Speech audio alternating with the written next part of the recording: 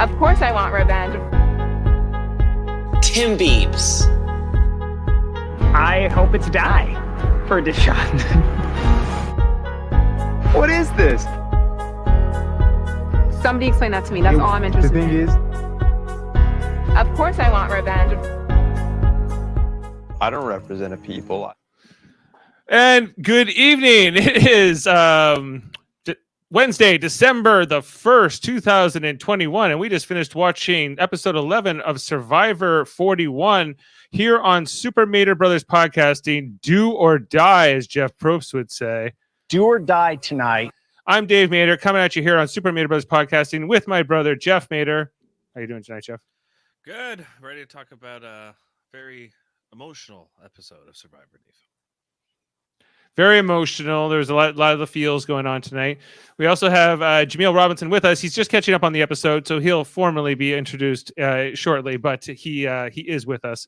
And so we'll be jumping into this tonight. Episode 11, as we see Leanna get voted out here, Jeff, in a kind of a split vote. Kind of some votes on her, some votes on Deshaun. No, on Ricard. I'm sorry. Rickard. I don't know. I think, Dave, that the exercise that you should employ is Ricard. You know, you slow it down.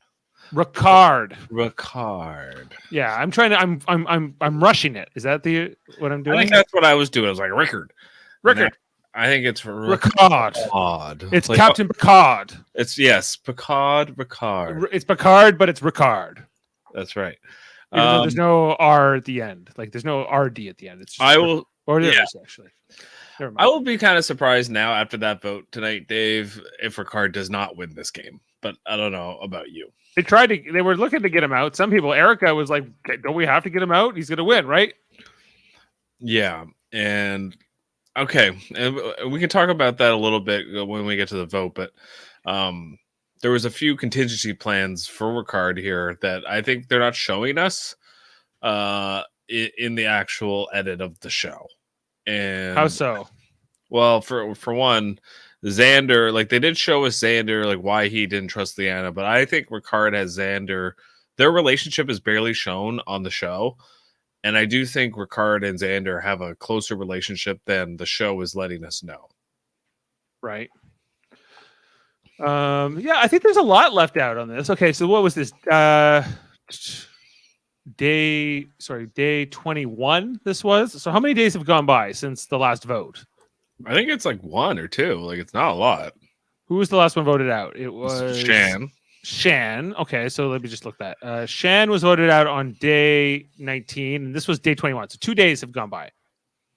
So over the course, this whole episode spanned 2 days. Did it feel like that to you? I feel like it felt the exact same as any other season of Survivor. I don't really notice that it's like 3 days. 2 days, 3 days, whatever. Doesn't matter to the viewer, I think. I think it matters more to the player, and I think a lot of it is wasted time waiting around to figure out who they're going to vote out. You know, so I do think I think it should be 30 days. I think 30 days would be better. Jeff Probst recently said he doesn't think they'll ever go back to 39 again. He thinks that this faster pace was better. Maybe it might be too short. Maybe just somewhere in the middle is right. I think 30 days is the right amount of time. Like, what's this? 26. It's gonna be 26 in total, and now we are on day 21. So there's only 5 days left. And that's with how many contestants this season? Was it 16? 18. Okay, so I think what they should do is do 20 contestants all the time, 30 days. 20 contestants for 30 days. Okay, so you're adding 4 more days and 2 more contestants, basically. Yeah. You're voting them out every day. So you're just making the season a bit longer. Maybe 1 more episode, 2 more episodes. Right. But you could have more double eliminations. You could, right. Do you like double eliminations? Like it's not in Big Brother. I love them. In Survivor, I don't know if I always love the double vote outs. They're kind of exciting, but they're also kind of like, it's kind of like the glory of whoever getting voted out is split. It's kind of like, they're. I don't like them in the merge, but I really like them in the early merge because I'm like, get rid of these players. Like, let's move it along here and get to I want to get to the merge players as quickly as possible. And the quicker they do that, I think the better. And it's boring, I find, at the beginning, because it's a lot of like, what tribe won, and it's like, who cares? This isn't going to matter later. No, it doesn't even really matter when it's happening in some ways, but it's more of a play. Yeah. So I guess it was ready. I guess it was like episode 7. We went to the merge. So now episode. I guess no, it was episode 6. We went to the merge. So we're kind of halfway through. That was kind of halfway through the season. We got a couple episodes left. What do we have? How many do we have left? We have well, there's 6 players left, so they're gonna do, and they usually do the finale is usually final 4. So they're probably going to do 3 more episodes. 3 more episodes to get out like 3 more people? I guess that makes sense. Unless they go to a final 2. Which we still don't. Yeah, there's a lot. Their cards have been held close to the vest here. But let's come. Maybe. Well, okay. We'll wait for Jaemeel maybe a little bit here. But let's come back to the episode and how the swan song here of Liana. Was this the right time to get Liana out of the game? You know, like was this the right play tonight for this Via Kana tribe, or did she kind of just force them into it because she comes back from camp? Or she goes back to camp like on the bottom after having seen Shan voted out last week, and she was also received votes, so she's furious. She's looking for revenge. She did she dig her own grave here a little bit? Somebody explain that to me. That's all I'm interested in. What we have here, Dave, is a very immature, naive Survivor player. You know, like she's just not quite savvy enough to be able to have held her emotions, her and Deshaun, both after this vote.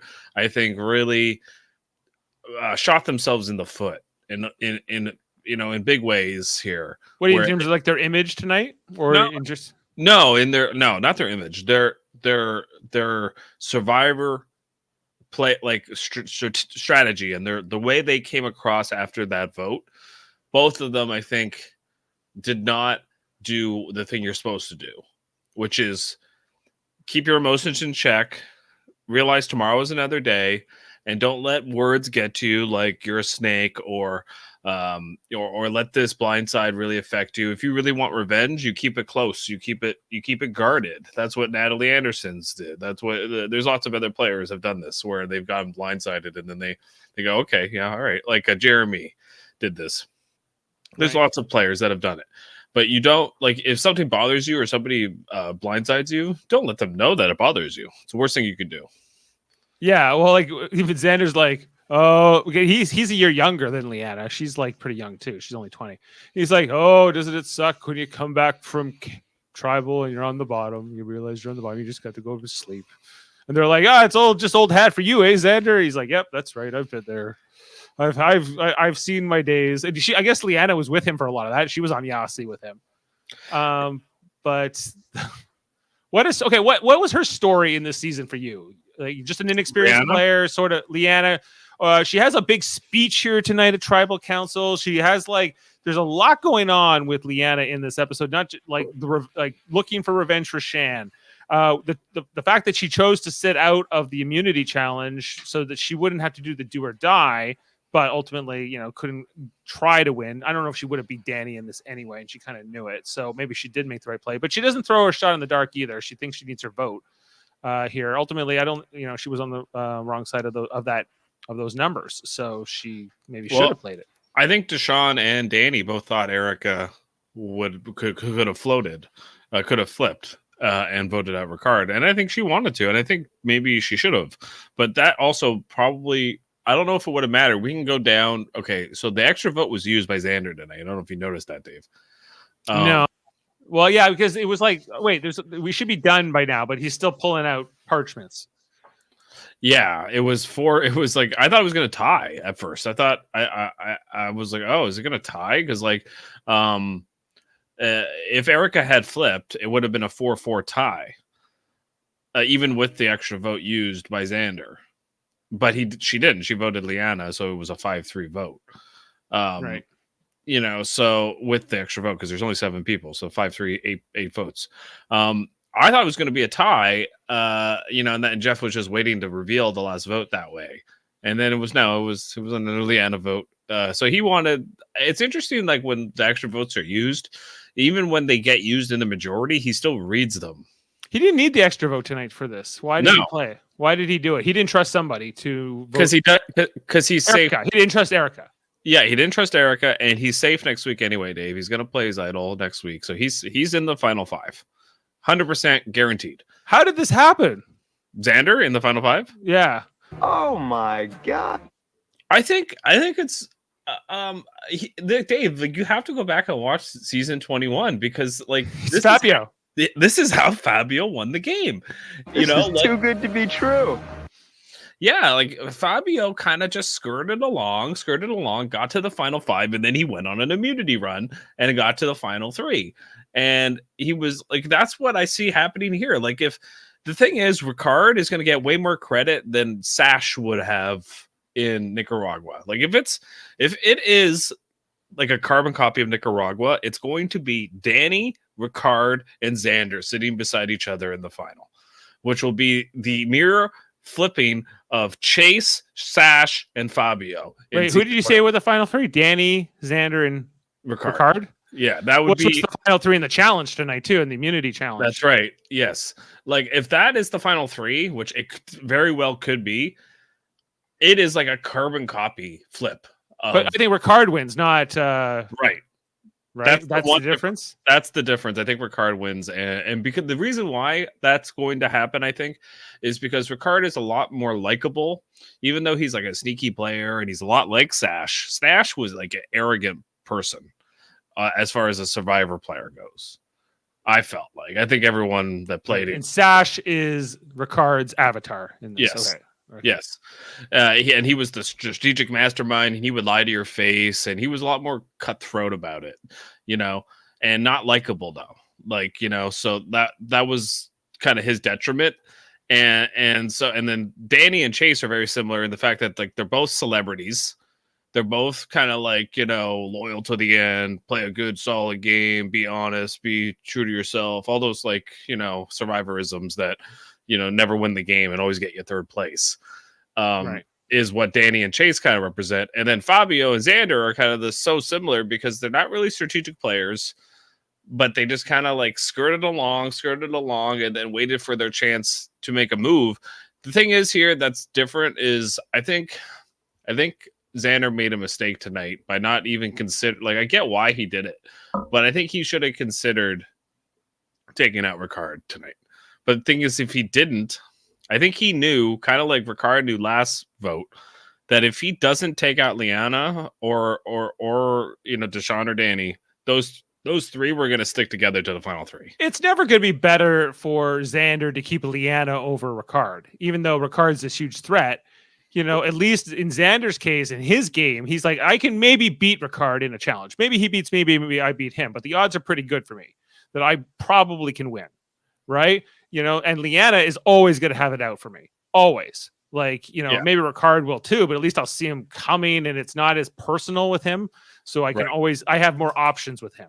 Yeah. Liana's useless in this game. So there's no reason. And so when Erica was kind of tonight going kind of like flip-flopping, I don't know what to do. Maybe we should take out Ricard.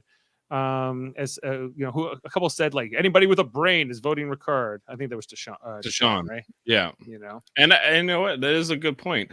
But I think you're right. That's a good analysis, Dave. Because like, do you have the soundbite of Liana saying "I hate your face"? Because that's there's a lot of that been going on with Liana towards Xander. I say I hate your. I don't know if I ever say that. Do I? Or it's just like of course I want revenge. Yeah, from last episode. Yeah, when he was in the challenge, and so like I just think there was some animosity there. That you're right that Xander and Liana were never going to vote together. Xander knew that, and Xander knew that Liana was always going to vote with Danny and Deshaun, who were unbreakable. They're an unbreakable duo.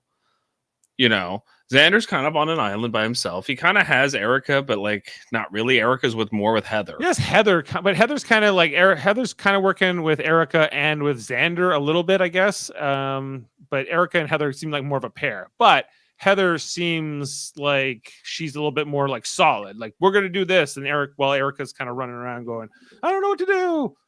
You know, she's more chaotic, but she's more what like people respect are gonna like if Erica and Heather are sitting at the end of the game, nobody's giving the money to Heather because she's more, you know what I mean? They'd rather play with Heather in the game, but they do not respect Heather's game.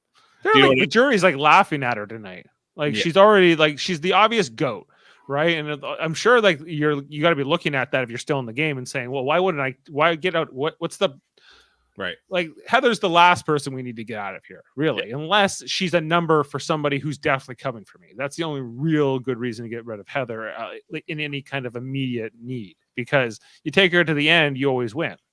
Yeah, and I think there's a good chance Heather slips into the final 3 because Ricard will want her to be at the end with him, but I don't know if Ricard has control over the votes, like he's kind of on his own, kind of like Xander. Well, if you look at it but this alliance of 4 that was established here, it's like it's Heather, it's Erica, it's Xander, it's Ricard, right? That's the 4. Is that an alliance? He kept saying it, like that's what he's like. It's too good to be true. This is too good to be true. What is this? What is this? What is this, Xander? Because the thing is, tonight, like you had to use your extra vote, like just in case one of your alliance members didn't flip. Right. So that's kind of like he had to spend money as insurance on his alliance. So how good is that alliance? I mean, it did vote together. You're right. So that it worked. He didn't need to do it, but just in case somebody flipped, it would force a tie at the very least. Yeah. I mean, if you look at that alliance, I don't think they'll be the final 4.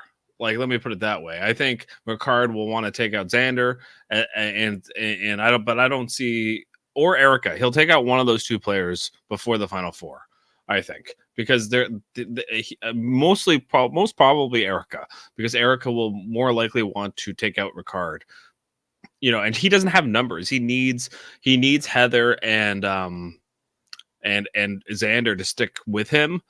And so he needs to get, I think on the next vote, Ricard will be going for Deshaun or Danny. And then on the vote after that, he'll go after Erica. Erica, like sort of, okay, down the road. Well, I gotta get through the episode first here. So there was this whole thing with Leanna. She's mad. Everybody knows it. It's not working out. Oh, Jaemeel, he's with you. Welcome. How are you? Sorry, I thought I would have been here a lot sooner, but I didn't know that there was going to be a 10-minute interlude in this episode. So yeah, I'm kind of gotta have to watch this part. So Jaemeel, it's do or die. Are you gonna have to die? I don't want you to die. Sorry, that's wrong, Jeff. It's not do or die. It's die, do or die. Do or die tonight. Because do or die implies a 50% chance, right? Not a 33% chance. So I would have been like, you got to remove one of these because the Monty Hall problem told me. Well, that's not exactly true. He gave him a 33% chance at first, and then he gave him a 50% chance. Not exactly. It's the Monty Hall problem, right? It's like the choose a door or whatever. Like if the first one that he opened was a fire one, he would have lost anyway. So it's a 33%. You're supposed to. He should have traded, and he actually did the wrong thing here, Jeff. Deshaun in this do or die thing, he does the wrong thing, but he wins. He goes his way, but despite the odds. What do you mean he because they did this whole analysis of this whole thing where you pick a case of you have 3 cases and 2 of them are bad, one of them is the money, right? And if you pick one and then you say which one do you want to open, and you open it and it's a skull, then you should always keep the case you should trade the case for the case, because the chances are that other case is not also the X. There's a better chance there's a 66% chance you'll pick the wrong answer, right? So Deshaun, he picked number 1, right? But there was a 2/3 chance he was wrong, right? And so once he opened one of the other 2 cases, and now you've established one of those is the X, right? Then there's a better chance that the other one is the money than he picked it from the start. But is right? that true? That's statistically true. Like if you run this simulation enough times over a long enough period. Right. There's the YouTube videos about this and stuff. Right. I see your point, but I mean, in this instance, I think he did the right thing. I think it's a gut call. It's a gut. He gambled that he won. Like that's all it came down to. But like Amanda said, when that happened, she was like, "You stick with what you picked."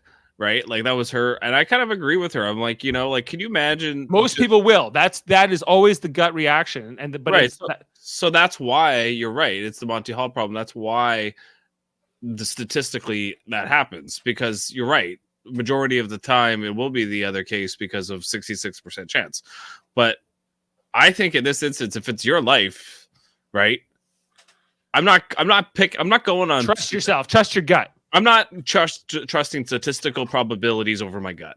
Correct. Because you can walk away from a loss saying, I trusted myself, versus you followed what is considered to be the right strategy.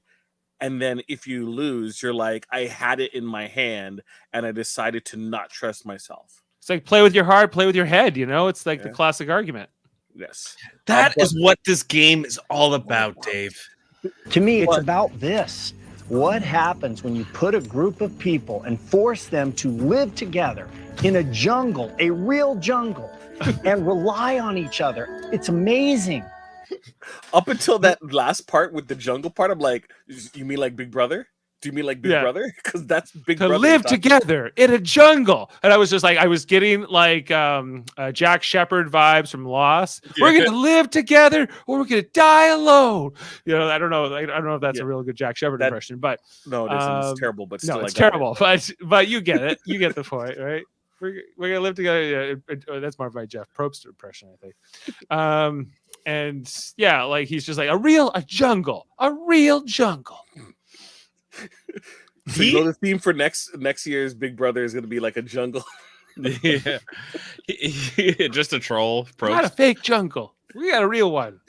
This is a big time TV show. He has become a caricature of himself. Like I feel like he is playing a role, and it's Jeff Probst playing Jeff Probst this season.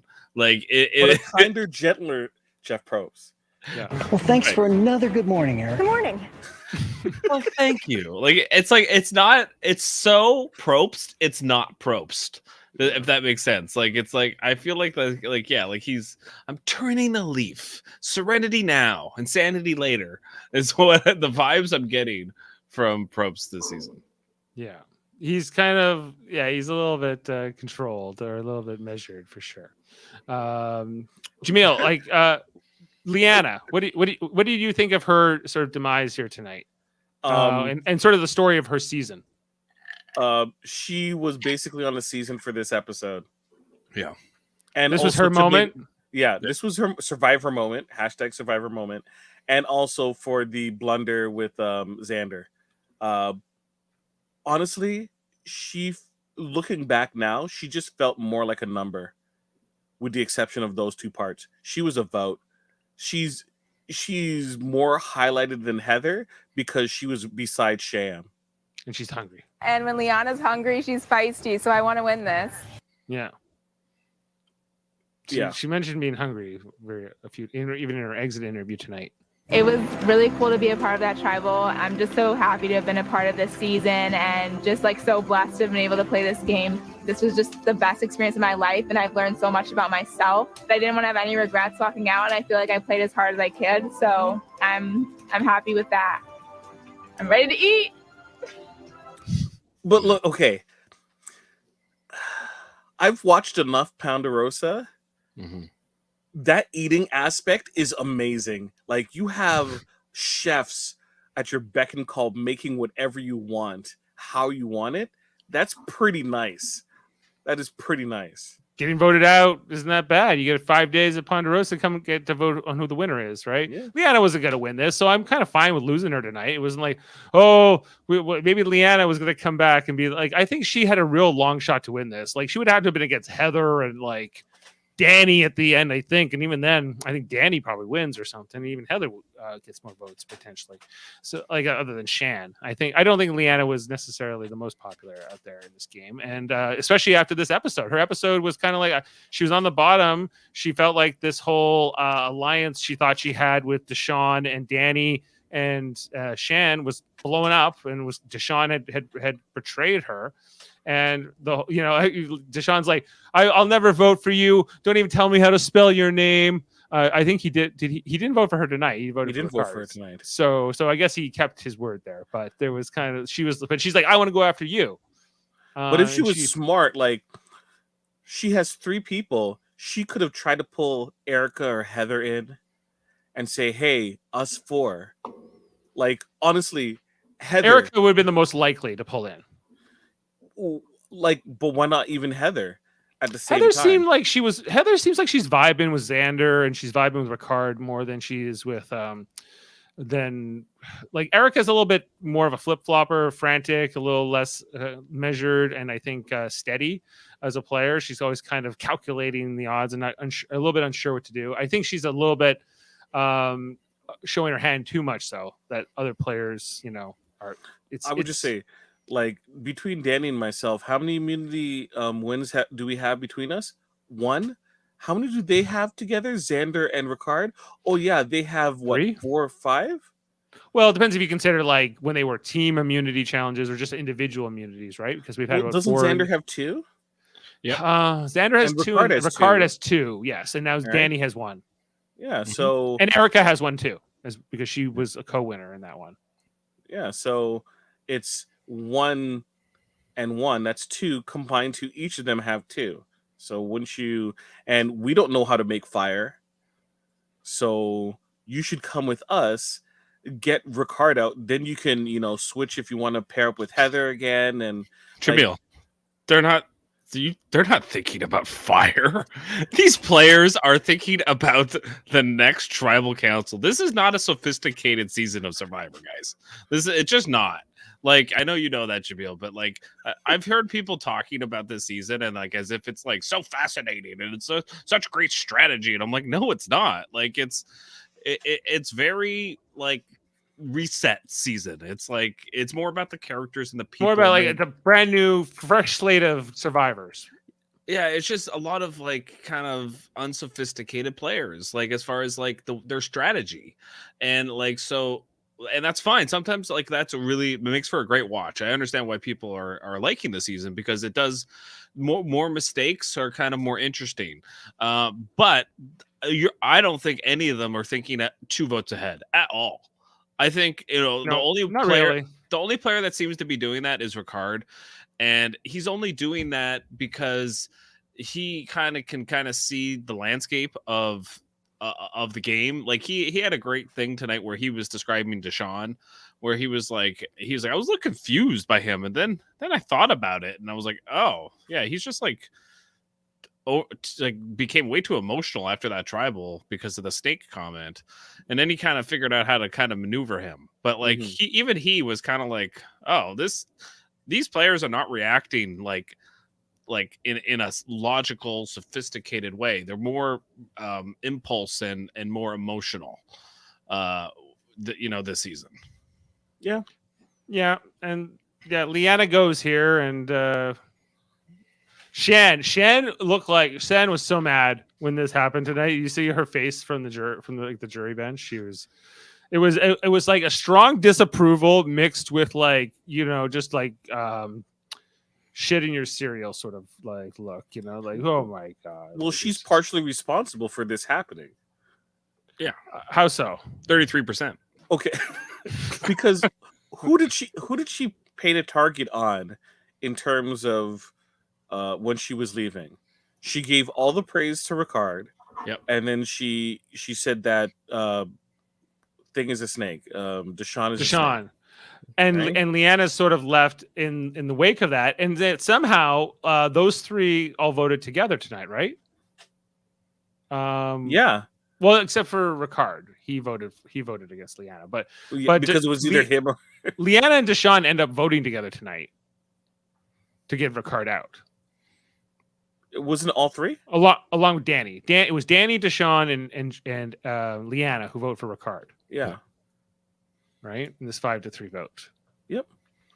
But Yeah, I felt that if Sham, putting a Sham. focus on Deshaun, right, and Ricard, I felt like she's painting who Liana should go after. It's either Ricard or Deshaun. I felt. She didn't mention Leanna on the way out. No, but she's like pointing a target on people, like go after them, and it was either Ricard or Deshaun. And she really wanted them to go after Ricard, in my opinion. You could tell by her reaction tonight when Leanna went home that she's not pulling for Ricard. Or Deshaun. Or Deshaun, but she really she's like, Ricard, you have my vote for $1 million. It's like that means she wants him to the gone. end. Yeah, that's if he gets it to the end. Right. And with Deshaun, it was you're a snake, but it was basically, vote this guy out if you're Leanna, and then Leanna votes with Deshaun.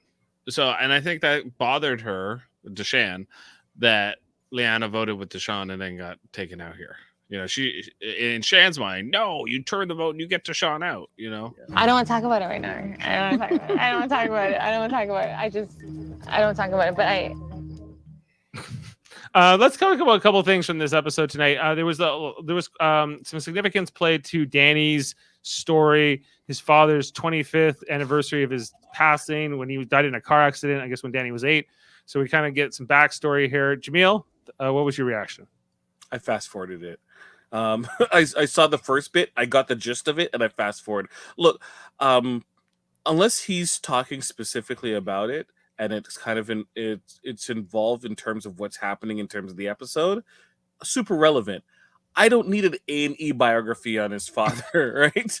I don't. And that, to me, that just felt like padding.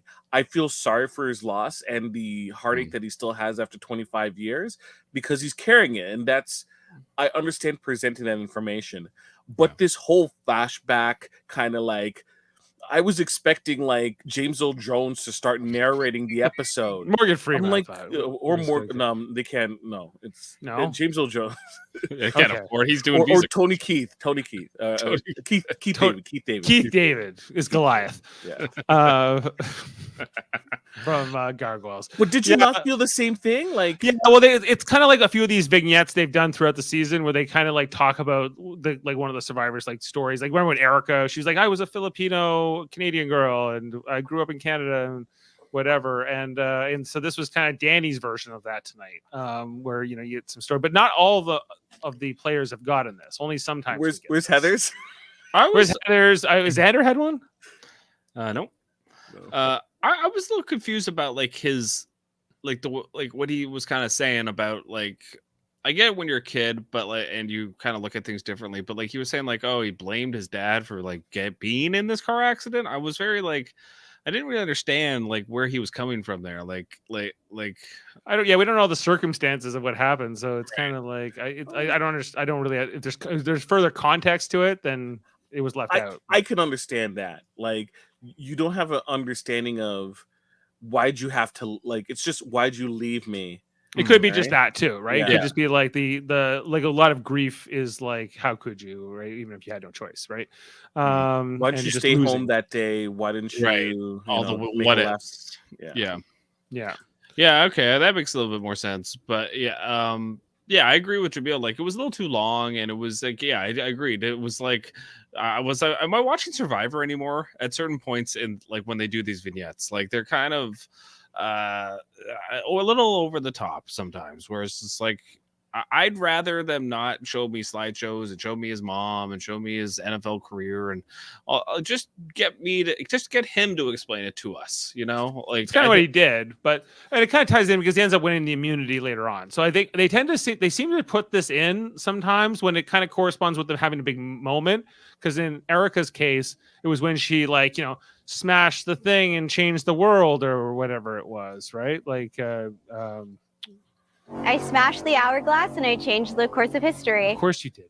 And so it was he won the immunity tonight. He was like he broke the streak between the Xander and Ricard duel that's been going on. It kind of continued into this episode as well because they came right behind Danny at this one as the final three. And talking about the challenge, the whole do or die twist. Did you guys like this? Did you think this was a good because they're like, okay, you're gonna pick a rock. And if you choose to sit out the challenge, you will be at no risk of do or die, but you can't compete for immunity, right? So, I like this twist not at the final 7. I like this at the final 10, 11. This is a little too late in the game because if Deshaun had gone out here like this, I don't know how it would have felt. Like kind of unsatisfying, right? I don't like it this late in the game, but I don't know, Jaemeel, what do you think? My issue with it is I feel like, okay, so what happens if no one chooses to compete, right? That is my issue because then that means you're going to a tribal council with no person who's immune at all. That'd be great. I would have no problem with that. Right? Right. But I don't think they emphasize that part enough. Mm. Right? Yeah, because it was like you might have a tribal council, you might not. So that part was kind of interesting because it's like you still have to strategize, but there's a chance that it might not happen. But even if it does, like even if he does save himself, you could always just vote out Deshaun. Even if he saves himself, just vote him out. Who cares? The other thing that could happen is what if only one person chooses to compete? They automatically win. They automatically win it. But and what if there was 2 people? The person that loses has to do this do or die. Yes, you know, like that's brutal. You know, because if only 2 people chose to compete for immunity, yes, then there was no reason for Erica and Heather to compete tonight. None. Who else should have sat out? Who else should have put the gray rock up? Well, Deanna did. Obviously, Deshaun should have. Well, yeah, 3 seconds in, I think he just probably screwed up. But I don't think he was going to win that though. I was so surprised Ricard lasted as long as he did, and I think Xander dropped because he got distracted by when Ricard dropped. I thought that either Ricard or Danny was going to win, and I'll tell you why. I watched a lot of videos based upon this particular challenge type, and the corresponding thought is from people who like a lot of the game theories and prepping for challenges ahead of time is that you have to change your grip repeatedly throughout the challenge. So you'd go and then change your grip.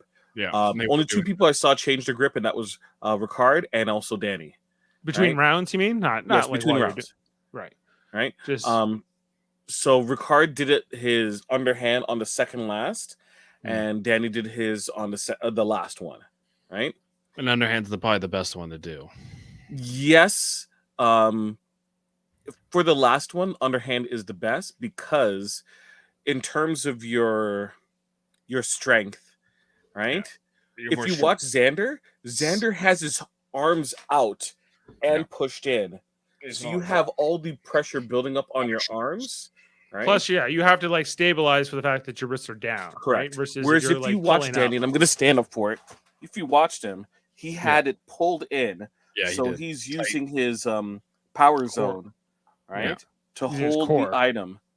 Which an NFL player would have that in spades. Yeah. Power zone is from your shoulders to your mid thigh. So he had it in, right? So he can use his actual waist and his thing to kind of stabilize himself, right, and to keep it consistent. So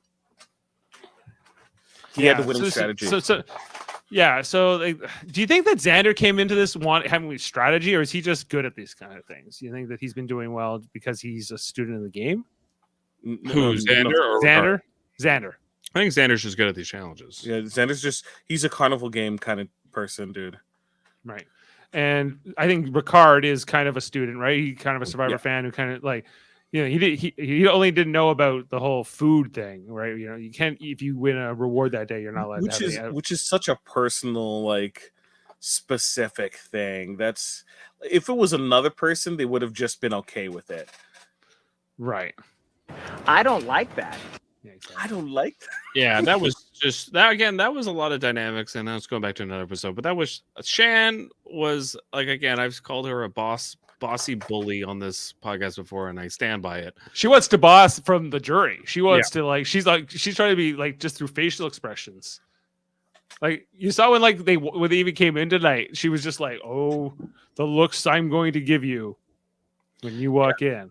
She tried, she definitely tries to, intimidate, persuade her peers. Yeah. And so, that's obvious, I think, with just her behavior. And they didn't really show the rest of the jury on a close-up. It was only her. They showed like the jury as a whole, and then just Shan tonight. Yeah, she was like the jury forewoman tonight. Yeah.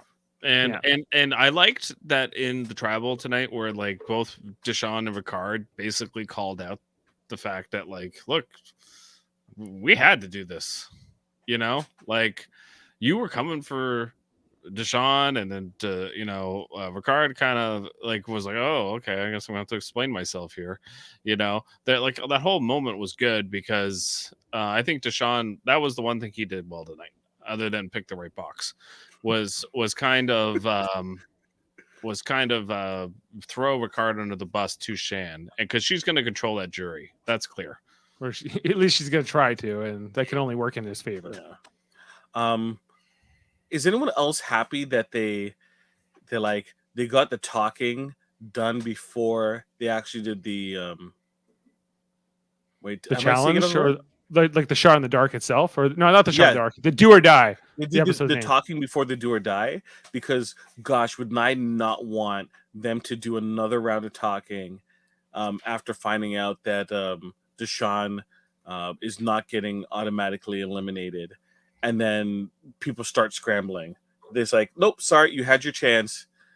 You had your chance. It's time for us to vote immediately. Even Ricard wasn't ready for it. He was like,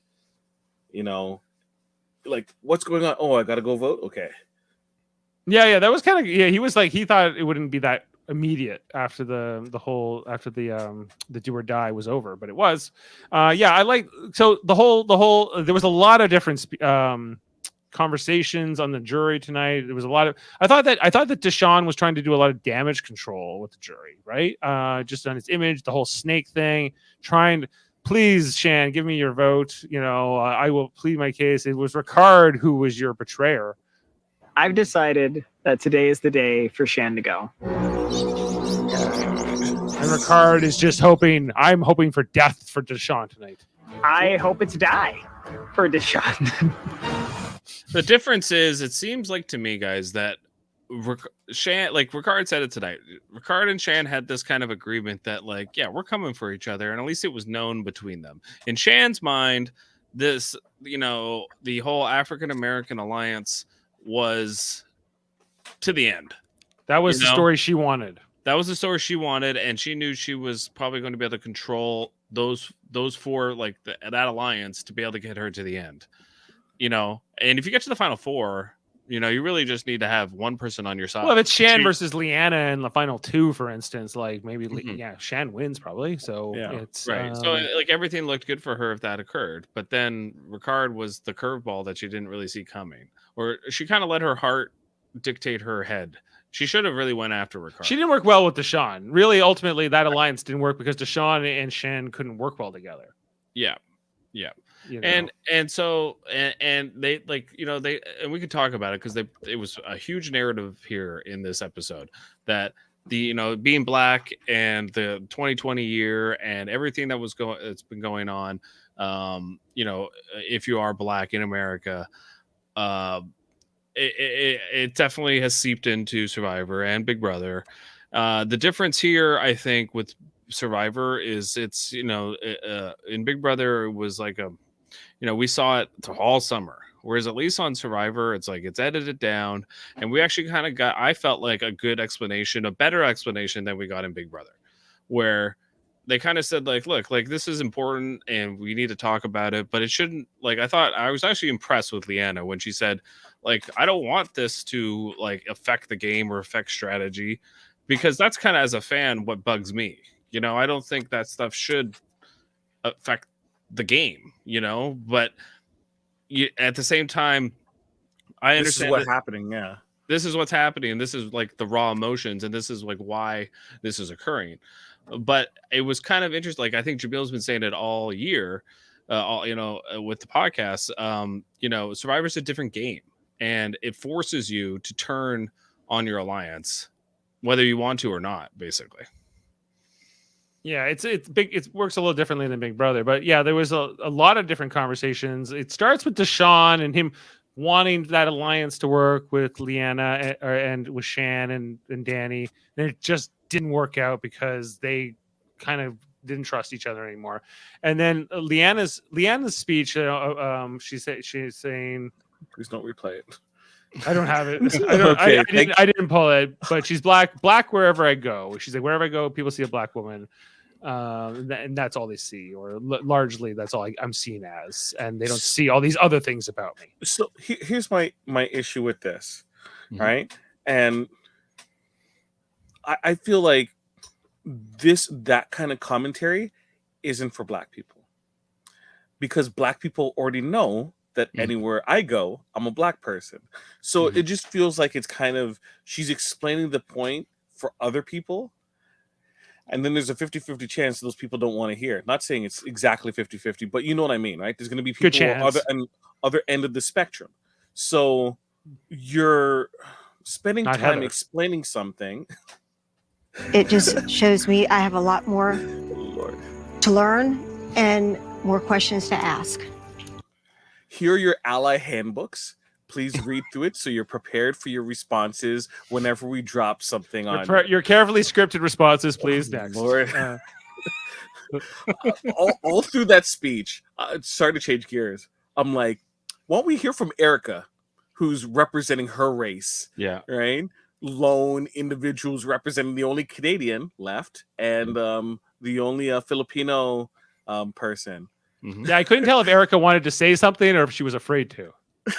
I was like, Erica. What about Erica? What about Erica? I think it would have been really interesting to hear her perspective, because I think it would be a lot different than a lot of POCs from America being from Canada. I do think that I get the impression a lot of what the Black contestants are talking about is the police in America, which I find very interesting.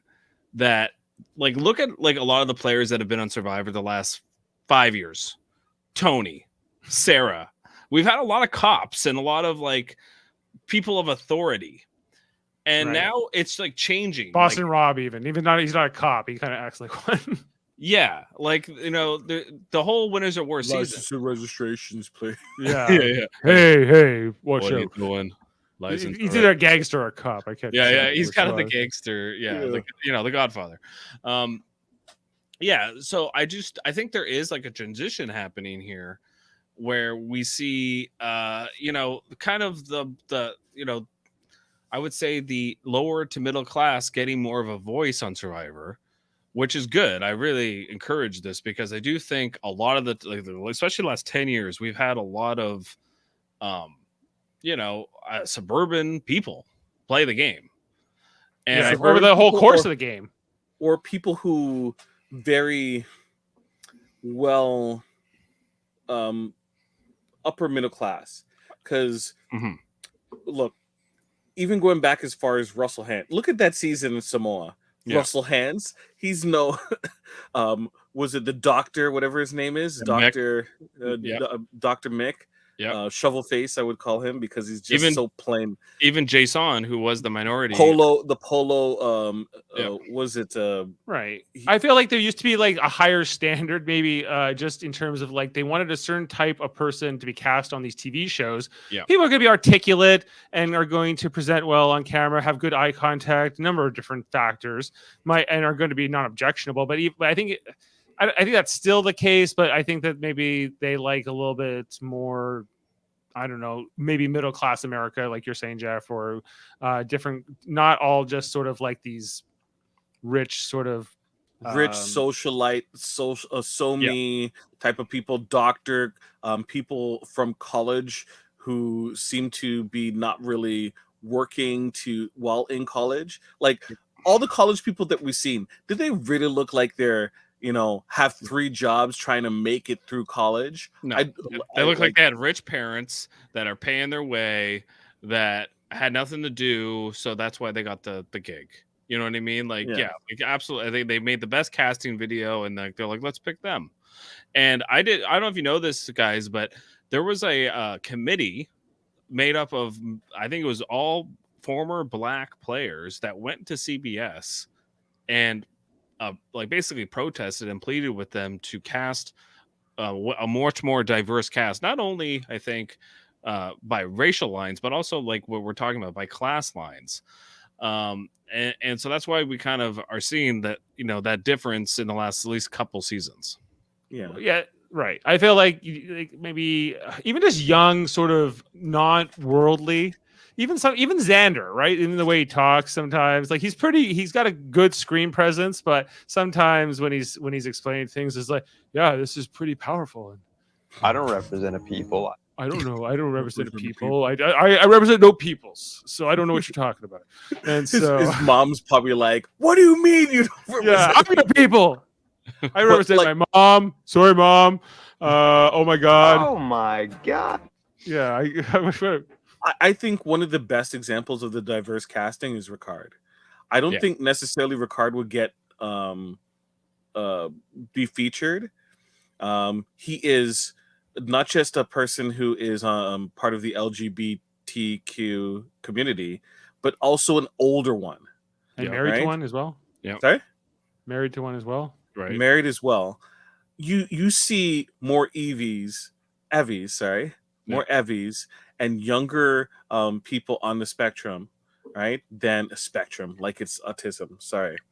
I feel like but this is a weird sexuality is a conversation. spectrum. Sexuality is a spectrum. Mm-hmm. But Ricard isn't necessarily the individual that you see on Survivor, and he is, I think, going to be one of the more breakout characters on the show, just because of he's not really, loud and out there. He is a pretty straight shooter in terms of his thought process, and he's very logical. Right? He's good at competitions, or he's shown to be. I wasn't expecting him to win 2 already. No, me either. Right? Yeah. So, yeah. I think he stands out because he's kind of like this competitor who, is kind of also a great strategist and has sort of shown a savviness in the game that like he's kind of grown on me as times went, because he kind of been like the one he's responsible for getting rid of. Come on in, guys. We'll always remember Ricard as that. We might remember Ricard as just the winner of the season. You know what? I at first I was like, that's kind of ridiculous, but at the same time, I always cringed when Probst did come on in, guys, because I'm like, they're not inside.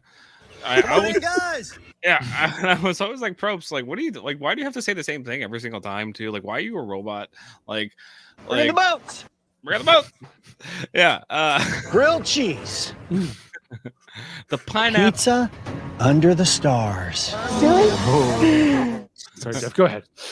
Yeah. Do you know what I'm trying to say? Like, Yeah. So, all right. And as far as Ricard goes, like, he has gotten rid of all the players I've disliked on this season. So he's like a big bonus for me. He got rid of JD. He got rid of Shan. He got rid of Genie. He got rid of. He helped get rid of Nasir, which I was not happy about. Nasir wasn't going anywhere. So, like, I didn't dislike Nasir. I liked Nasir. But, like, most of the players that he's orchestrated it, I've been like, okay, I'm like, all right, I'm on this guy's side. Like, whereas I wasn't at first. I was like, oh, like, I don't know if I like this player. All right. He's also hard of hearing, Ricard. Yeah. Yes, that is true. Maybe the first hard of hearing winner. I don't know if that's true. Well, he might be the second. It might be the second. Yeah. What? Yeah. You didn't hear about the first one. Yeah. Oh, that's a. Hold on. Yeah. So, but I do think, getting back to my earlier point, guys, like, I do think when they're talking a lot about the police, the African American players. Do you guys feel that way, Dave? Do you kind of see it that way? Like when they start talking about like how rough of a year Black people have had and that kind of stuff? I think so. I think when you're talking about 2020, the pandemic, I think the Black Lives Matter movement and the protests and everything that came with that, even like the insurrection January 6th and the election itself, I think all of it is kind of tied up in this massive struggle. Like as Canadians, I don't even know if we fully grasp what that's been going on in the States. We just kind of feel the throbbing from the outside. Yeah. So like maybe just it's business as usual day to day down there. But doesn't always feel like that. It depends, I guess, on how much you're just watching the news and how much it's affecting you walking down the street or not. But for Leanna, it's definitely like something.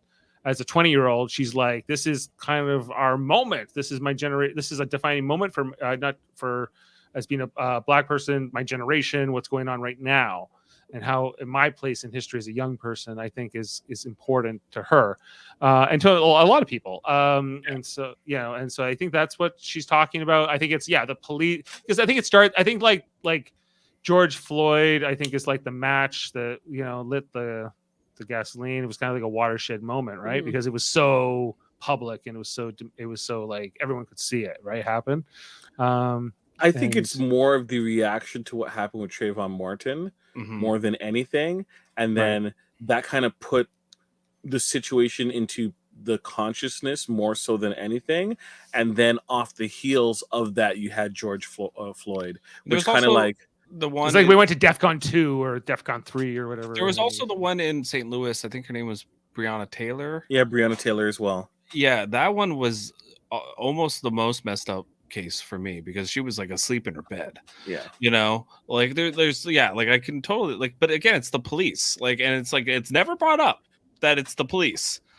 Police and like the government officials, and it's a lot of different. What does Officer Sarah have to say about this? Right. What does Officer Tony have to say about this? Like I think it would be really interesting to have a police officer on a cast like this and kind of give their perspective, because I do think it would be different and but it I don't know, it might be fireworks. I don't know. Honestly, I think that in a post 2019 world, we're gonna have an all cop tribe, and we're gonna have no, but like, oh my god, Jeff, if you were on a tribe and you're in a tribe with a cop, you don't necessarily have any context to that cop in general. No. Are you taking a cop to the end? Well, I don't know. I'd have to get to know the person rather than the cop. You know what I mean? Okay, so I have a different perspective. I'm like, I'm gonna vote out the cop, not just from like societal point of view, but also in a survivor point of view as well. Yeah, like they're going to be good at reading people and that kind of thing. And then secondly, I have to think about the other people in my tribe. I think it's an easy vote in general because the minorities might not trust the cop, and then plus I don't trust the cop in terms of the survivor in general. So I think it might be a bit before we have another cop on, or at the very least, they're not going to tell us that they're a cop publicly. Like on the show, they're not going to tell the other people on the tribe that they're a cop.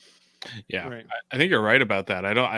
I think there has been a shift where I think that might have been something that like the minority committee kind of said, like, how come there's all these police officers on the show, and not just police officers, firefighters and different firefighters are fine. Like no one's gonna complain about a firefighter. They save lives. Well, like look at all like the TV shows. They're all cop shows and firefighter shows and paramedic shows and hospital shows, and that's kind of what Middle America kind of watches, right? Like the flyover states and especially, and like so that's kind of what they cast. They cast like people like that, or they seemingly like in past seasons. When I think of like white collar, blue collar, no collar, it's kind of a little bit like that. Heroes versus hustlers versus healers was a little bit like that. If you remember all of these, Very strong union. Yeah, strong. So there's going to be a lot of people watching. If there's a cop from the borough, like they're going to be watching. Yeah, they're going to be seeing that guy represent. You have an installed base, right? Look where the cops are from. The cops are from major metropolitan Boston. cities. Yeah, Tony's from New Jersey, Jersey City. Yeah. How they have an accent? Sarah's not. Sarah's from Middle America. She's from like Missouri or something. Yeah. But Officer Sarah didn't become a thing until people started talking about calling her Officer Sarah. Right. Well, no, her first season, she was the one, the cops are us, and she snuffed out Tony as being a cop and all. There was a whole cop thing. But I think that was more of like a reflection of Tony as opposed to her. Right. I think it's more than just cops. Like this whole thing that Leanna was talking about tonight and what her story was and what she was trying to get across, I think and Danny was speaking a bit too, and Deshaun, of course. So Leanna or Shan was not allowed to talk. as a jury member. First time she was dying. Yeah, I thought that it was more than just about police. I think it wasn't. They didn't even say police once. I think it was more about just race relations in general, especially African American ones in the States. I just thought the line when she said, like, when, just being black, then we have the risk of, dying. That was what she was referring to. To me. Yeah. I don't know.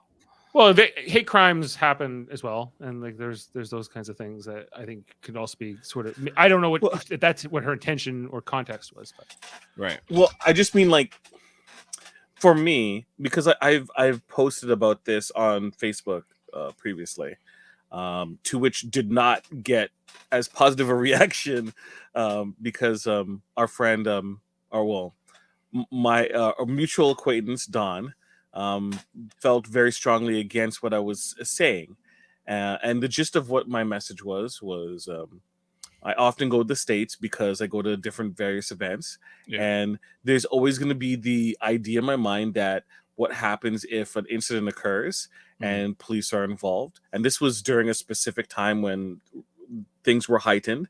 I'm like, I have to be very, very focused and aware of my presence and how it affects other people.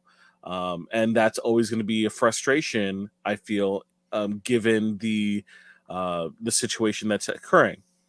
I have to worry about possibly angering the wrong individuals or doing the wrong things, which could be interpreted the wrong way. She didn't appreciate that, as she felt it was more of an attack on the police officers, and she has many police officer family members, and that's typically the case. People feel like they have an individual connection to something that's being attacked and they want to defend it. And I understand why she felt that way. I was just hoping that she would understand how I felt. And it took a lot more of a conversation for her to kind of see that I wasn't necessarily attacking anyone.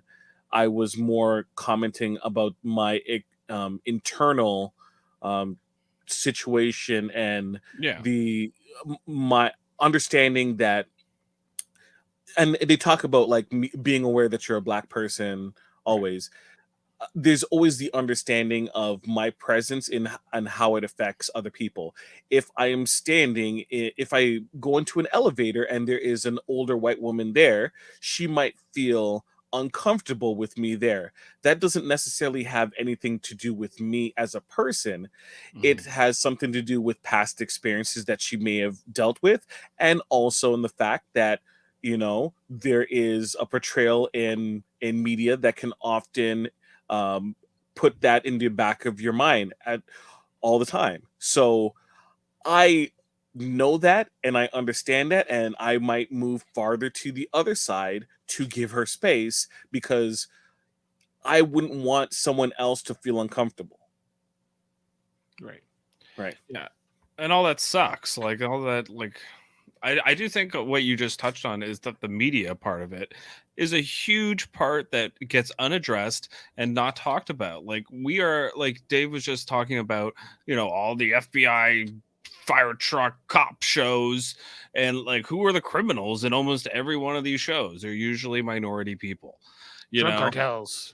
Or drug cartels who are, which is also POCs, so I think the media has a lot to do with what's like with race relations, and I don't think like it gets talked about. And I do commend Survivor of being one of the shows to kind of at least having an open dialogue or an open discourse, or at least people can say what they think. Even if it is edited and it's cut down and it's a strategic show and all this, at least they get to kind of say what they think. Which I think a lot of times goes underappreciated. I disagree, Jeff. Yeah, go ahead. If they let people say what they think, someone will turn around and go, Danny, what are you talking about? You are a rich football player. Why are you still here? Right? Yeah. Or Heather goes, I don't know anything about this. It just shows me I have a lot more to learn. Please. Look, I'm not even talking bad about Heather, but like Heather, come on, man. Heather is so clearly that, like, suburban white woman that is like, oh, there's problems in America? I had no idea. She's from South Carolina. I know. Like, I think she might know something about it. But like should- that's not what everyone is thinking of. Like if we honestly were saying, "Hey, everyone say how you feel," someone would go, "Do we really need to do this right now, Leanna? Can we just like Mhm. get to the vote?" Because I Right. don't feel. I feel like They're like, like, no, we're there's- gonna. Sean's gonna get through this, and we're definitely gonna vote Leanna out. So, or maybe this happens at every tribal council, and this is just the one they kept. Yeah, I guess so. I just feel like as equally as there's individuals that want to talk about something like that, there's probably just as many people that, as Leanna says, don't really want to talk about it at all. Whether it be the people who it affects directly, or like another Black person is like, I don't really want to talk about this. I just want to play, and other people who it doesn't interact or intersect with them, but they're like, this is interesting. I want to hear about it. Mhm. Right. Like it's like people are just different, and you never know what. It's like What, we're more than Dave? one thing. It's like we're more than one thing, or something. Like, You know?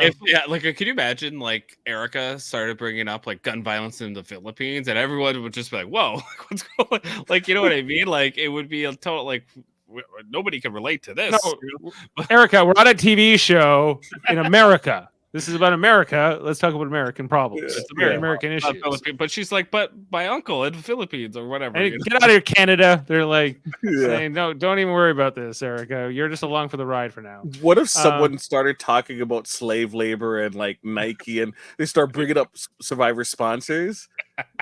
That would be so good. Oh, it would be amazing if there's something like that happened. Like, you know, because that is the one thing that's good about these shows, like Big Brother and Survivor, is they can't polish everything. Some things have to be shown, you know, to tell the story of their show. And I can't say that for, you know, Like when Reno Varner outed Zeke. I can't say that. Well, even that, but like at least it brought up a conversation about it, you know, and then people talked about it. You know, I don't think that's necessarily a bad thing. You know, like was it bad what happened? Yes, but the fact that conversation, I think Zeke would even say, like the fact that the conversation occurred, and I think a lot of people learned from it, is a good thing. Yeah. To me, it's about this. What happens when you put a group of people and force them to live together in a jungle, a real jungle, and rely on each other? It's amazing. It's amazing. You know what, Dave? Honestly, I think that if I ever get on Big Brother, first thing I'm going to do is anytime I'm doing a vote or a shout out, I'm bringing up something political so that they're forced to stop with the shout outs and stop with people saying extra stuff than they're voting. Someone needs to bite that bullet. Just be like walk in, like, you know, I vote to evict Jeremy. Justice for JFK. You know, like Leo. 9/11 was an inside job, like whatever, right?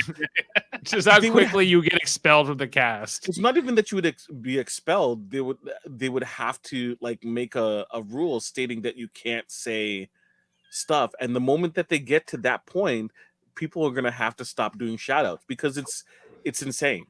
That's why I like you, Jaemeel, because you would do that. And You would risk it. Because like I don't know if I would play chicken with the producers on something like that, but it's bring up other religions besides Christianity, right? See what happens. Yeah. Yep. I love Buddha. Something like that. He is the only God. What is Julie gonna say?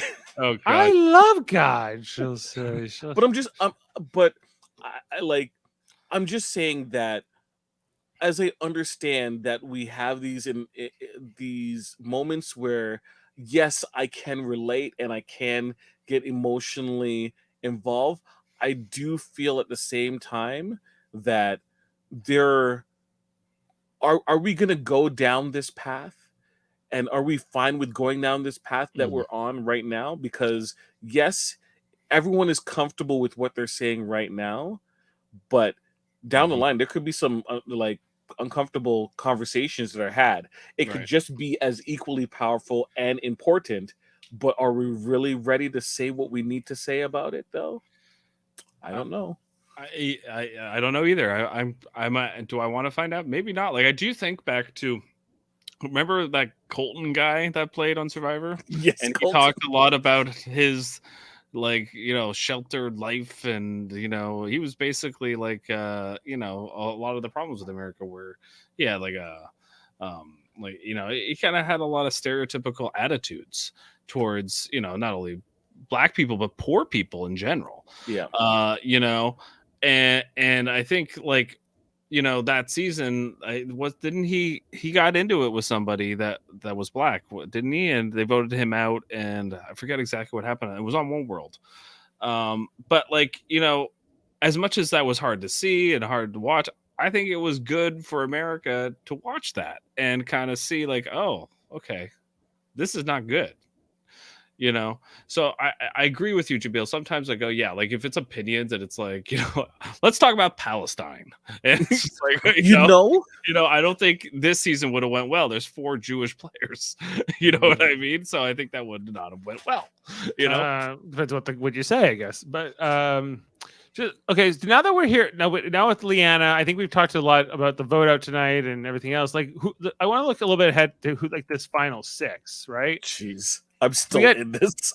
and who's in this draft that we have here? So we have Danny, which taken by Daryl, first overall. He's still in this. He's final 6. Then we got Erica. Jeff took her at number 7. She's still in this. The lone Canadian. Then we got Deshaun taken 10th, taken by Jeff as well. Jeff, you know how to pick them. And then now these bottom feeders here in our draft, Xander, Ricard, and Heather are the bottom half of this final three. How the hell did Ricard go 17th? I guess his bio sucked. I remember his bio was terrible. Yeah, we were not necessarily. He's only 31. Oh my god, he's younger than me. Damn. Did Daryl not get the best deal here ever? Because he takes Danny at number 1, and then he's basically by the time he's left to draft again, there's only Xander, Ricard, and Heather, and he gave Heather to Jaemeel. That was kind of what his choice was. Daryl never picks unless it's an athletic woman, he always picks athletic men. He's if it's an athletic man, that's who he takes. Almost in Big Brother or in Survivor or in any of these drafts. It's not surprised that he took the NFL player number 1. Yeah, but I think just to say, and we thought Xander would get voted out early here. We thought that he would not do well, but we were all proven wrong. We all had the chance to have Xander and Ricard, and we both said nope. Yep, they won't do anything. My Genie vote, my Genie pick seems even worse looking at that now.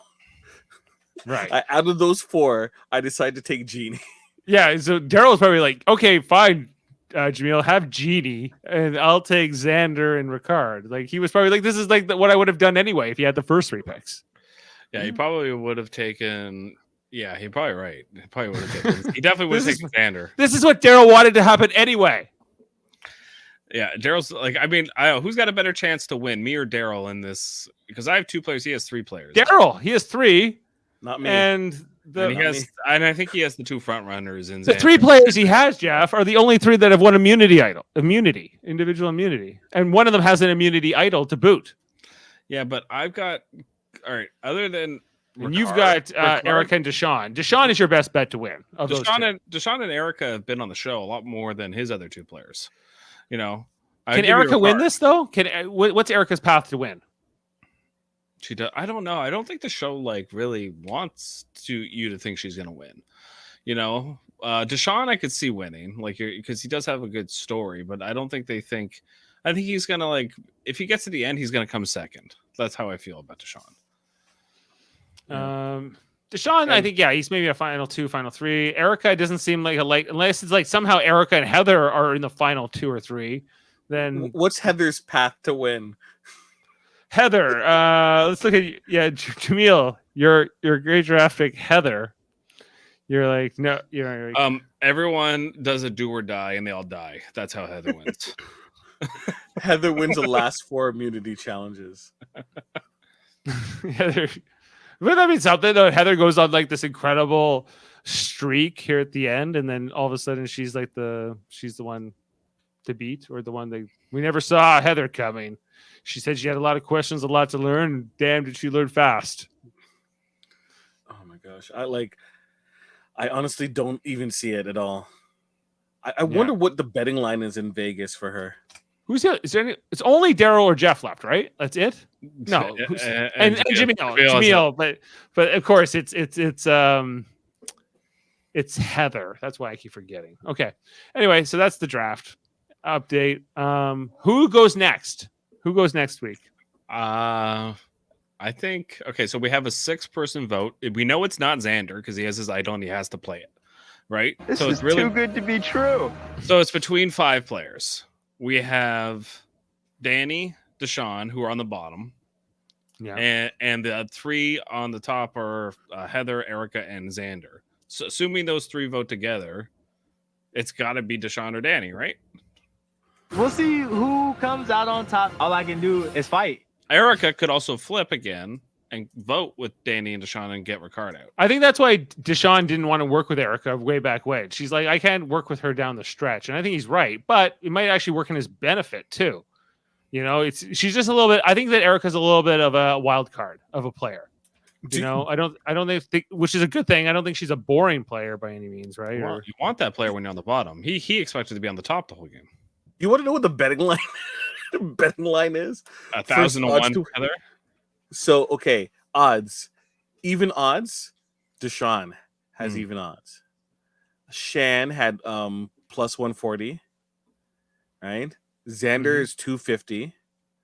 Erica is 500. So they thought Heather had a better chance than the remaining individuals. Where's Ricard?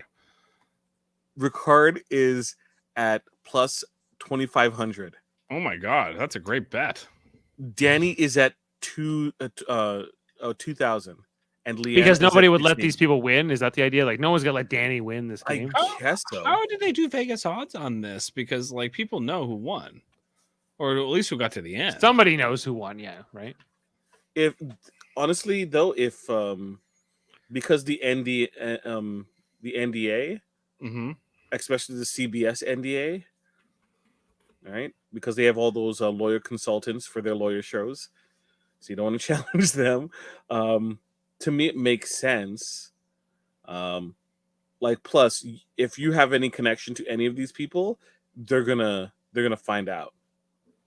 Like, if it's your third cousin and you win, they're gonna find out. We found this third cousin. You share the same great grandparents, third cousins. I'm just surprised Erica has better odds than Leanna, Danny, and Ricard did. Yeah, that is surprising. Who are you pulling for more than anything, though, of this final 6, Jeff? Me? Who do I want to win this game? Yeah. Xander. Xander and Ricard. Those 2 guys. I want either one of those players to win. What if it's those 2 in the final 2? Who deserves to win? I think Ricard deserves to win. Yeah, Ricard. But Xander, I'm just kind of cheering for because I like his attitude. I like the way he's playing the game. Like I like the way Ricard's playing the game too.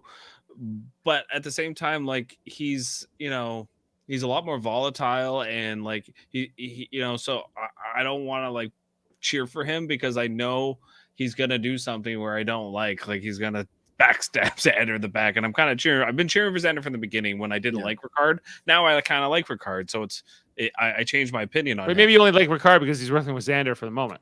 Maybe, yeah. Like I kind of pick somebody. Like that's how I always look at Survivor. I pick somebody kind of early on that I kind of want to do well because like everyone else is like, and it's usually an underdog player, and that's why I kind of just stick with them. And if they go to the end, like I'm like, oh yeah, I'm really happy when they win.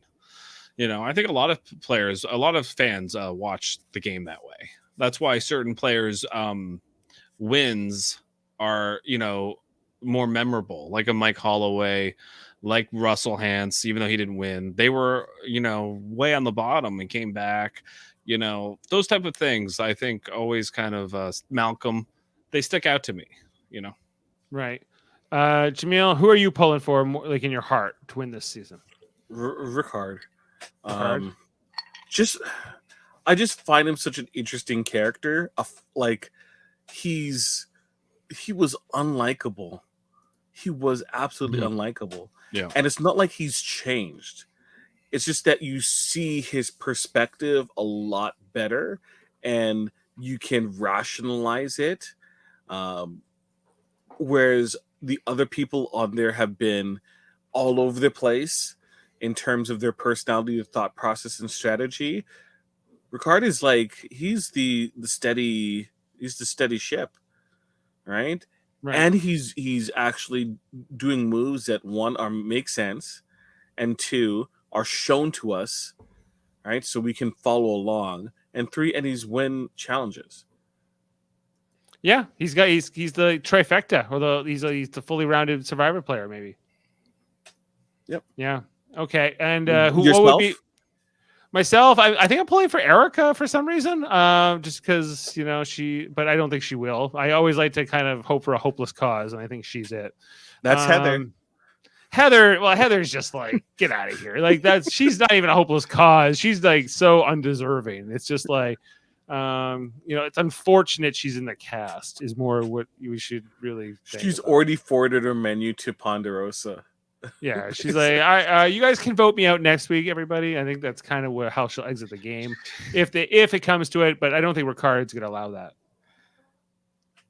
Yeah. I really don't. I don't know if I want to see Danny win. That would be like sort of my worst case scenario. Yeah, I don't want Danny to win. Deshaun's the other one we didn't really talk about, but Deshaun is like this. I don't know where I sit on Deshaun. I'm up and down. Sometimes I like him, sometimes I dislike him. And I think after this episode, I'm more on the dislike right now. I have him in the draft, and I actively cheer against him. He's Sean. And the reason why I find myself doing that is because he constantly doesn't give me a reason to view him as an underdog. He doesn't view himself as an underdog in any way, shape, or form. He wants to play the game from the top, and when it's not going his way, he kind of just cries about it like a little kid. Yeah. And I don't. He's Sean. Yeah, he's Sean from Vanuatu. No, that's the Visepia season. He's Sean. From season 4. Yeah, he's Sean, and he's gonna put his foot in his mouth, and he's gonna get voted out. Marquesas, yes. Oh, that's like Boston Rob's first season, isn't it? Yes. Hey, what are you doing there, Sean? That's what I feel. Yeah. Well, I think it's getting exciting now that we're coming down to the end. They only have, as we mentioned, I guess was this day 21? So they have 5 days left, Jaemeel. It's going to be rapid fire. 3 more episodes? And 3 more episodes to cover. So every episode's going to cover 1 day, more or less, or 2 days at tops. Kind of what this one was 2 days. This episode covered 2 days, but it didn't really feel like it. Doesn't next episode feel like it's supposed to be like 2 tribal councils? Feels like that might happen because that's, they might knock off 2 people and then, okay, now we're down to final 4. And it feels like at that point you go to finale, right? At final 4. Yeah, they're definitely going to go to finale. Otherwise they're stretching this out. Unless they're going to do a final 2. They haven't really announced how many more episodes we're getting. Today is December 1st. So I think at most we get 3 more, maybe only 2 more. I really hope it's the final 2, guys, because if it's not, like, I don't know, this whole season's been about gambles, and it's been about, these split-second decisions that they have to make. And I just hope that it goes to final 2 and they get back to a final 2, because final 3 sucks. It's awful. I'm not a fan of it. Right. It's just kind of, you get a Heather in the final 3 and she gets no votes. So that's what, if you're going to do a final 3, at least if Heather has to make it that far, do it then. Otherwise, a final 2 with Heather is just boring. Look, if Heather builds fire and earns her way into final 3, I get that's the argument now. But is that if they do that? They are doing that forever, I think. I mean, that's Jeff Probst said, it's here to stay. New era, though. He also said that. Expect the unexpected. He didn't say that. I absolutely agree. Yeah. Okay. Well, I think we've been going for about an hour and a half almost. So I think we should probably wrap things up here for this episode. We appreciate you listening and commenting and sharing, of course, this episode, Do or Die, our episode reaction here on Super Mario Brothers Podcasting. We don't even know how many more episodes we'll be doing, but we'll be covering the end of this season one way or the other for this December 2021. And we'll be back next Wednesday night, presumably. Also here on Super Mario Brothers Podcasting, we got other podcasts, not just Big Brother, it's not even Big Brother, not just Survivor, but also we did Big Brother, as I kind of got into. But Jeff, this past Monday night, we started the Beatles Get Back podcast coverage. You and Josh Shields and I, and you're going to be continuing this next Monday night with Jake Shields. Yep. We're covering episode 2. It's moves to the Apple Studios, where they will try to figure out where they're going to do their big concert. Spoiler alert: it's on the roof. Yeah, but this is when they go into the basement, right? For like a week. Yeah. Right, and then they'll be on the roof for a week. Yeah, the final episode is the roof, Right. and everything surrounding that. Yeah. So that's exciting. Check that out. Also, we do Marvel podcasts here on Super Mario Brothers Podcast, like the Marvel Cinematic Universe installments, the movies, the new Disney Plus shows, starting all in 2021. Most recently with Eternals. Looking ahead to Spider-Man: No Way Home, I guess later this month. We're gonna be around the weekend of December 18th.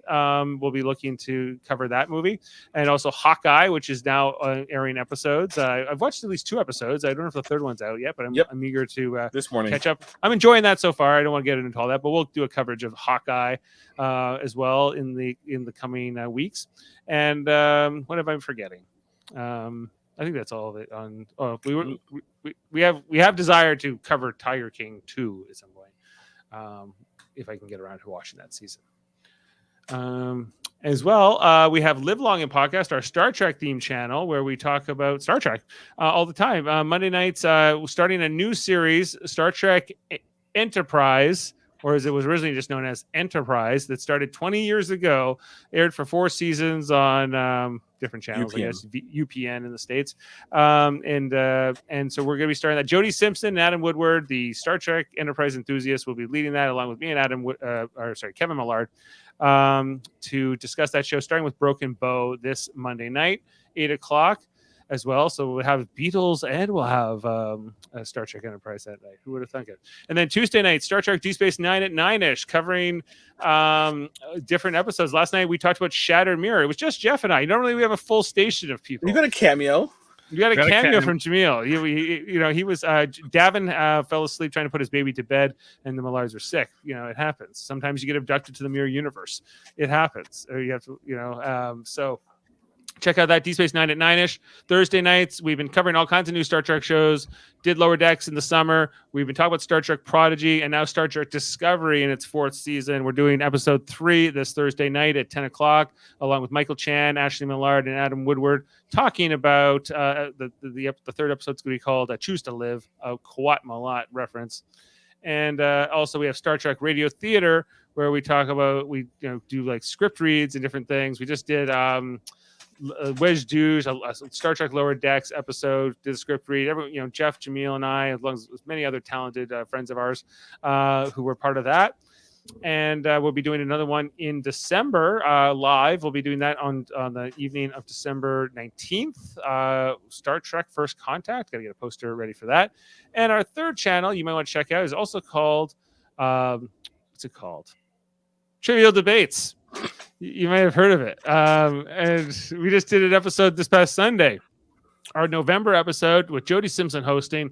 We had Max Duda, Dylan Gonzalez, and Alex Blackburn competing. It was a really fun episode. Check that out if you haven't already. Max Duda is going to be hosting in December. Ooh. The Battle of the English-Speaking Nations. Yes, except for Australia and New Zealand. They weren't invited. Well, Jody kind of represented for Australia. And Ireland, I guess, was left out too. So... and South Africa, for that matter. The many countries, Jeff. It's not just those, but those are the 3 biggest, I think. Perhaps. So also check out Davin's podcast. Our cousin Davin, he does like the Star Trek podcast with us all the time, including Tuesday nights. He has this one. It's called Locutors of Trek. I don't know where his logo is right now, but check out Locutors of Trek. I'm going to be on there on Sunday night doing the Guild Knot Challenge, some kind of Klingon honor challenge on his channel this Sunday night. And Eamon's podcast, my son Eamon Mader, he's got a podcast called Let's Talk About Fighting Games. They just recorded a new episode on Sunday. It will be posting soon, and check that out over on Spotify, wherever you get your audio podcasts. And with that, we can sign off here for tonight on episode 11, Do or Die. Right? That's do or die. Do or die tonight. Yeah. Or die, do or die. I was also, guys, I'd never seen the Justin Bieber Timbits commercial, the new Tim Biebs. Tim Biebs. I don't know if you're familiar, but I was kind of like kind of disgusted and yet entranced by the Justin Bieber Timbits, and I thought we could maybe close tonight out with that. Here we go. Introducing my new Tim Biebs. Birthday cake waffle, sour cream chocolate chip, and chocolate white fudge. Only at Tim's.